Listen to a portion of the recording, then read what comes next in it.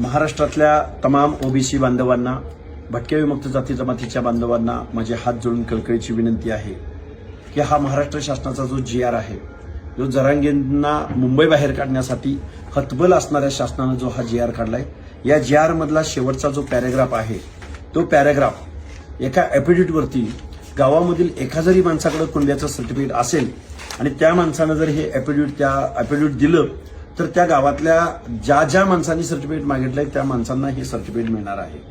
याचा सरळ सरळ अर्थ असा आहे की या GR द्वारे जो बोगस कुणबी सर्टिफिकेटचा सुळसुळाट गेल्या दोन वर्षापासून महाराष्ट्रात आहे, त्याच्यामध्ये आता जास्त प्रमाणात वाढ होणार आहे आणि बोगस कुणबी सर्टिफिकेटद्वारे महाराष्ट्रामध्ये बेकायदा सर्टिफिकेटचा सुळसुळाट या महाराष्ट्रामध्ये होणार आहे आणि पर्यायानं या GR द्वारे ओबीसीच्या आरक्षणाच्या नरडीचा घोट घेण्यात आलेला आहे।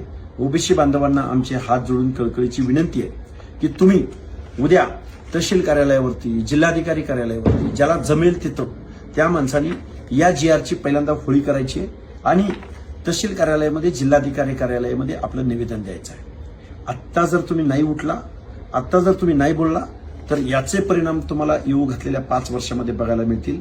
स्पर्धा परीक्षा देणारे विद्यार्थी असतील किंवा उद्या पंचायत राजमध्ये निवडणुका लढणारे कार्यकर्ते असतील, बांधवांनो कधीतरी उठा, कधीतरी जागा व्हा, या GRचा अर्थ समजून घ्या, इथल्या आमदार खासदारांना याचा जाब विचारा।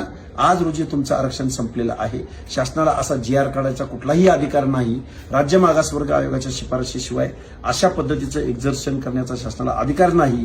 तरी पण झुंडशाहीच्या बळावर एका चौथी नापास माणसाच्या सांगण्यावरून जर हे घडत असेल तर ओबीसी बांधवांनो, आज रोजी तुमचं आरक्षण या GR द्वारे संपलेलं आहे। ठरवा आणि उद्यापासून आंदोलनात सहभागी व्हा।